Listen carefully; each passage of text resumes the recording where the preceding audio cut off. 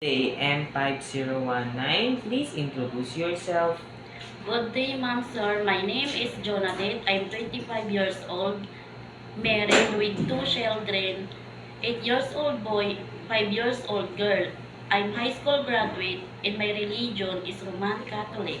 Okay, I saw that you have experience being a helper here in the Philippines. As a helper, what are your main duties? My main duties are general cleaning, child caring, taking care of the elderly, washing clothes, ironing, caring pet, Okay, what kind of pets do you take dog. care?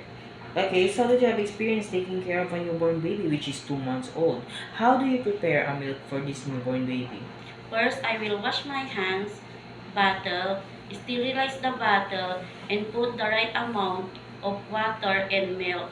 Then check the temperature and give it to the baby.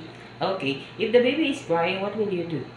First, I will shake the diaper if full, feed the baby, maybe she hungry, find a way to stop crying like singing, playing, maybe she wants to sleep. If it's still crying, I will call the parents' attention. Okay, do you have, how long do you want to work in Hong Kong?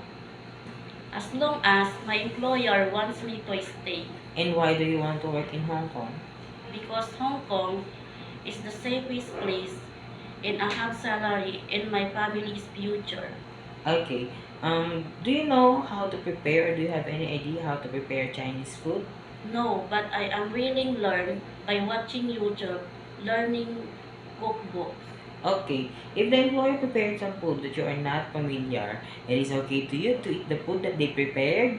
Yes, It is okay to you to share jobs with the helper. yes, It is okay to you to share room with kids. yes, It is okay to you to take care of disabled elderly. yes, I saw that you have a long hair. It is okay to you to cut it to short.